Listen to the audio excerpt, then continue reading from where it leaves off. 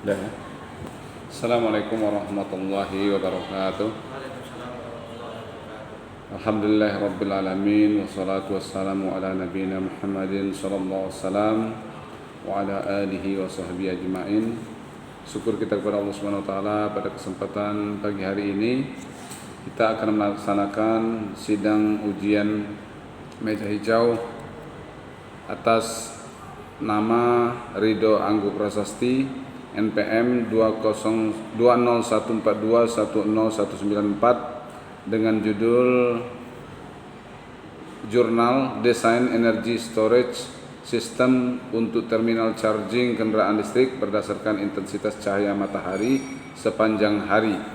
Kasusnya di Sumatera Utara. Pada Ridho, silakan untuk menjelaskan hasil daripada publikasinya selama paling lama 5 menit. Silakan. Baik, sebelumnya saya ucapkan terima kasih atas waktu dan kesempatan yang Bapak berikan.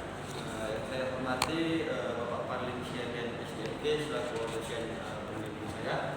Di sini saya akan mempresentasikan hasil dari penelitian saya yang berjudul Desain Energy Storage System untuk Terminal Charging Kendaraan Listrik berdasarkan intensitas cahaya matahari sepanjang hari. Adapun hasil masalah dari rumusan yang ada dapat didapatkan hasil dari penelitian yang dijalani di antaranya berapakah jumlah fotovoltaik yang dibutuhkan, jumlah fotovoltaik yang dibutuhkan pada desain sistem energi storage system kali ini berkisar 3.914 kubik fotovoltaik dengan menggunakan fotovoltaik berjenis monokristalin per kepingnya berkapasitas 500 WP. Untuk penggunaan jenis kabelnya juga menggunakan kabel TPF1 dengan diameter 2 x 35 sampai dengan 2 x 50 mm persegi, dan di mana energi listrik yang dapat disimpan pada energi storage system berkisaran 4.859,1 kWh. Untuk penggunaan jenis baterai pada energi storage system ini menggunakan jenis baterai lithium ferrofosfat atau LFP dengan kapasitas 24 volt 200 Ah.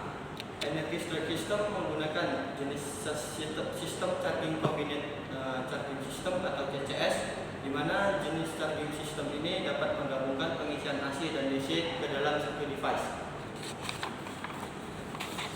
Adapun dari hasil penelitian terkait judul saya, di sini saya menyimpulkan bahwasannya desain energi storage system ini bisa menyimpan kelebihan energi yang dihasilkan oleh sumber energi terbarukan atau fotovoltaik dan melepaskannya saat diperlukan. Hal ini dapat mengurangi ketergantungan kita pada pembangkit konvensional untuk penyediaan energi listrik. Transisi untuk menuju penggunaan EBD di masa yang akan mendatang tetap memerlukan dukungan dari pembangkit konvensional baik dalam jangka pendek hingga menengah untuk memastikan stabilitas, keandalan, dan efisiensi energi listrik. Demikian, adapun manfaat penelitian saya adalah yang pertama, memberikan sumber pengetahuan dalam energi storage system untuk terminal charging kendaraan listrik berdasarkan intensitas cahaya matahari sepanjang hari. Yang kedua, terpublikasinya karya berguna. Demikian isi presentasi sidang meja hijau saya pada kesempatan kali ini. Saya ucapkan terima kasih. Saya akhiri dengan Assalamualaikum warahmatullahi wabarakatuh. Waalaikumsalam warahmatullahi wabarakatuh. Terima kasih kepada Ridho Anggo Prasasti yang telah memaparkan hasil publikasinya mengenai judul penelitian desain energi storage system untuk terminal charging kendaraan listrik berdasarkan intensitas cahaya matahari sepanjang hari. Oke lah, baiklah kita masuk ke sesi tanya jawab. Yang pertama adalah dari penelitian ini belum terlihat berapa luas area dan bagaimana sistem pemasangan, berapa jumlah 4.000 berapa tadi ya? 3.914 itu gimana cara sistem pemasangannya dan berapa areal yang dibutuhkan? Baik, terima kasih Pak. Izin saya akan dijawab. Untuk luas areal pada penelitian ini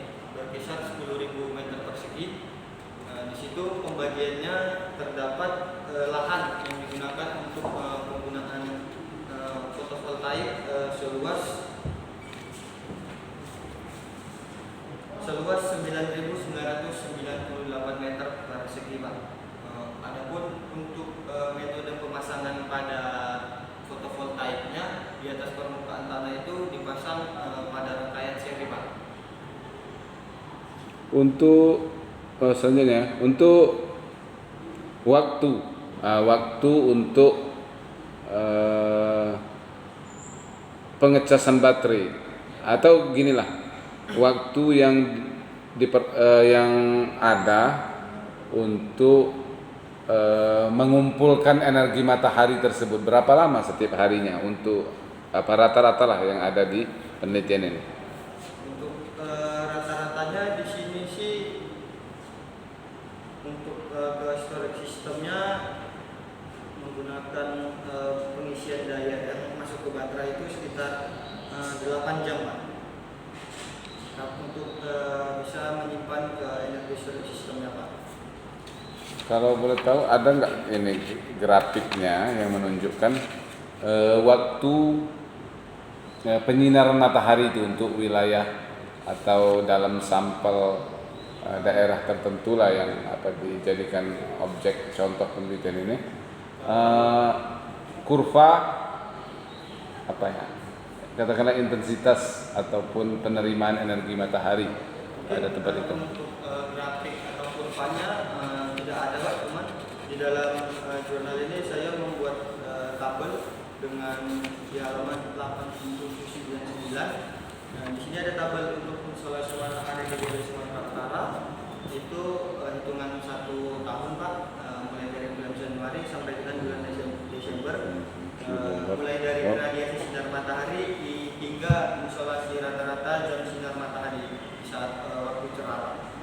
Di sini untuk rata-ratanya pada bulan Januari radiasi sinar matahari berkisar 4,4 kWh, bulan Februari 3,98 kWh, bulan Maret 4,08 kWh, bulan April 4 kWh, bulan Mei 3,96 kWh, bulan Juni 3,91 kWh, bulan Juli 3,90 kWh, bulan Agustus 4,05 kWh, bulan September 3,50 kWh, bulan Oktober 4,04 kWh, bulan November 4,05 kWh, dan bulan Desember 4,01 kWh. Itu untuk nilai insolasi matahari di wilayah Sumatera Utara, Pak. Adapun untuk insolasi jam sinar matahari di saat waktu cerah itu juga terdapat pada tabel ini dari mulai bulan Januari hingga bulan Desember. Untuk bulan Januari jam rata-rata cerahnya itu sekitar 5,99 jam, bulan Februari 7,56 jam, bulan Maret 7,75 jam, bulan April 8,55 jam, bulan Mei 7,63 jam, bulan Juni 6,97 jam, bulan Juli 6,09 jam, bulan Agustus 8,03 jam, bulan September 7,38 jam, bulan Oktober 6,49 jam, bulan November 5,42 jam, bulan Desember 5,38 jam. Artinya di sini apa ya? Ini kan radiasi sinar matahari kilowatt-hour per meter kuadrat. Artinya satu hari untuk 1 meter kuadrat itu menghasilkan 4,04 kWh ya. Itu untuk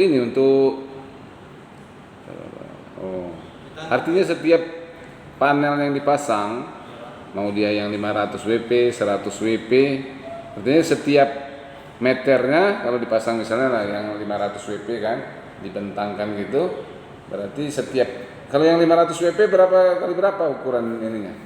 500 WP ukurannya di halaman ini, Pak.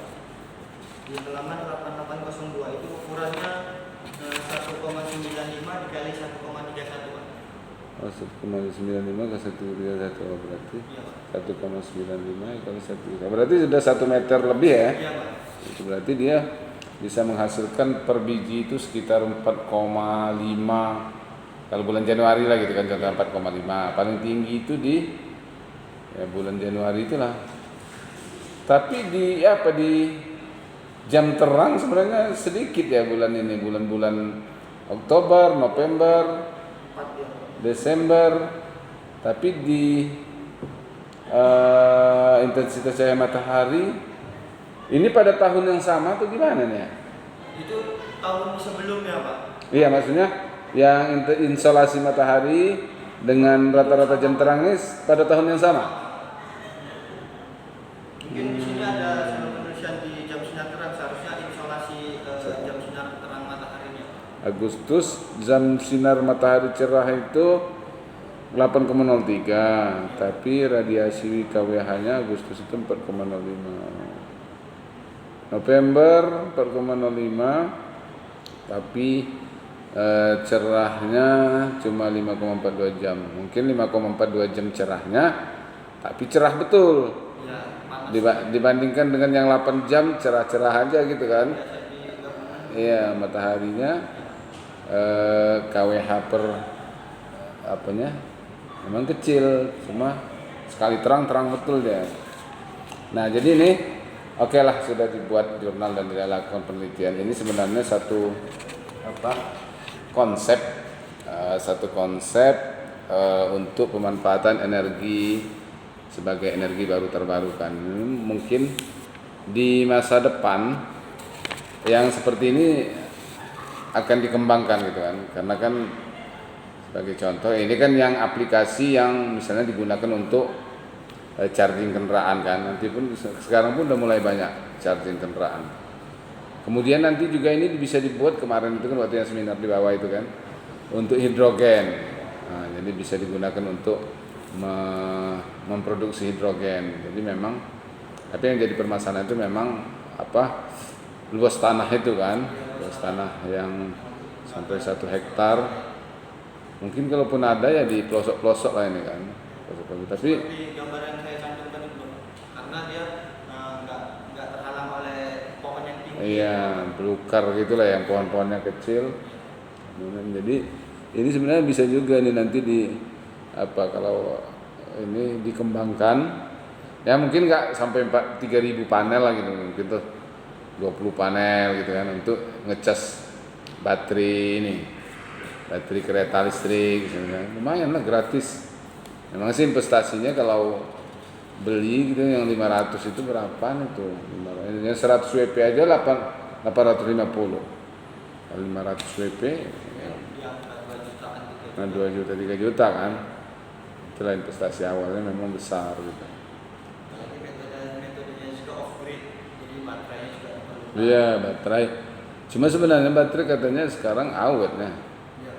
Kalau yang khusus ini kan, tapi nggak boleh misalnya menggunakan ini baterai mobil, baterai basah gitu kan. Itu kan nggak untuk peruntukan charging dengan arus ini rendah. Baterai mobil itu kan casanya kan dari dinamo mobil itu kan besar gitu kan. Tapi dia nggak boleh dikosongi. Kalau yang untuk sinar matahari itu dia boleh dikosongi. Boleh sampai berapa persen itu kan, ada step up charge-nya. Jadi ini semoga menjadi Ridho sebagai alumni elektro bisa berpikir untuk mengembangkan sesuatu ilmu yang didapatkan dari bangku kuliah untuk kalau bisa ya menjadi penghidupan istilahnya kan, entah kayak mana modelnya kan, walaupun belum betul-betul sempurna seperti pembangkit ini, tapi itulah gunanya kita dari teknik elektro ini atau S1 ini kan, kita diajarkan sehingga kita bisa gunakan ini dalam pengembangan ilmu kita ataupun dalam kehidupan gitu kan. Nah, jadi bukan cuma kita mau mencari kerja, tapi kita juga bisa kreatif lah gitu kan. Pertama, kenapa kita ini di bidang teknik elektro kan sudah menimba ilmu di bidang teknik elektro. Jadi sedikit banyak udah ada pengetahuan kita. Mana yang cocok kita kembangkan? Misalnya contoh lah ya, ngelas misalnya. Kan ada elektronya juga kan, bagaimana trapolasnya itu gitu kan. Ngelas. Mungkin suatu saat kita yang ngelas gitu kan, udah anak buah kita yang ngelas gitu. Tapi kita ngerti di bidang itu. Jadi gimana bisa ngelas yang kuat, ngelas yang bagus, pelajari kan apa yang bisa apalah untuk pekerjaan kehidupan kita gitu kan, mengembangkan karena kita sudah punya ilmu, kemudian juga wawasan gitu kan. Jadi jangan sampai kita misalnya contohnya misalnya kerja di Indomaret gitu kayak gitu kan rasanya nggak ini gitu kan, ilmu kita sayang gitu kan, nanti lama-lama kelupaan gitu. Ada tapi hal-hal berkenaan dengan elektro boleh lah misalkan mungkin buka bengkel sepeda motor listrik kan, kita ngerti kalau gitu. Kalau bengkel kereta betulan macam saya nggak ngerti gitu kan karena mesin. Nah, bagaimana apa pengapiannya itu nggak ngerti. Tapi kalau listrik kita pasti ngerti karena nanti permasalahan orang itu kalau yang di mesinnya pasti di inverternya, di motornya. Oh ini motornya misalnya terbakar belitanya, dah kita harus pandai gulung ulang berarti kan. Nah, minimal dia masih bisa hidup lagi gitu. Itu nanti akan berkembang lah mengenai kendaraan listrik. Nanti bengkel-bengkel kalau udah banyak kendaraan listrik udah mulai harus muncul bengkel listrik, mobil atau kereta listrik kan. Cara pengecekannya kan kalau kita listrik ini agak lebih gampang gitu. Misalnya ada isolasi yang terbakar, kita tes pakai measure kan. Oh ini dari isolasi motornya ini rusak gitu kan, atau isolasi motornya beres, inverternya beres. Jadi lebih ini kalau mesin kan agak susah kalau didengar gitu, putarannya kurang bagus gitu kan. Jadi nanti lebih ini kan. Dan tapi kalau orang nggak mengerti listrik nggak akan bisa tuh. Nah, nanti kita orang-orang yang ngerti listrik lah yang apa. Ini banyak baca lagi gitu dong.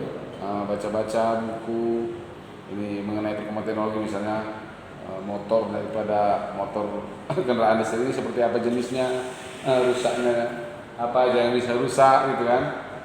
Jadi makin berkembang ya mungkin buka bengkelnya segala macam itu ya sesuatu yang harus dipikirkan bagaimana ilmu kita itu nanti apa kita manfaatkan, kemudian juga itu menjadi nilai lebih bagi kita.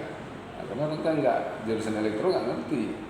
Jadi jangan kita kira orang jurusan komputer yang mereka pintar-pintar komputer itu ngerti masalah ini, nggak ngerti. Coba kita tanya masalah listrik, nggak ngerti mereka. Jadi sebenarnya ilmu kita itu spesial. Jadi semoga nanti sudah selesai ini yang bisa mengembangkan ilmunya lagi. Oke, silakan ditutup dari saya itu aja. Baik, terima kasih atas kesempatan dan waktu yang telah Bapak berikan. Demikian presentasi sidang meja hijau saya. Saya akhiri dengan Assalamualaikum warahmatullahi wabarakatuh. Waalaikumsalam warahmatullahi wabarakatuh.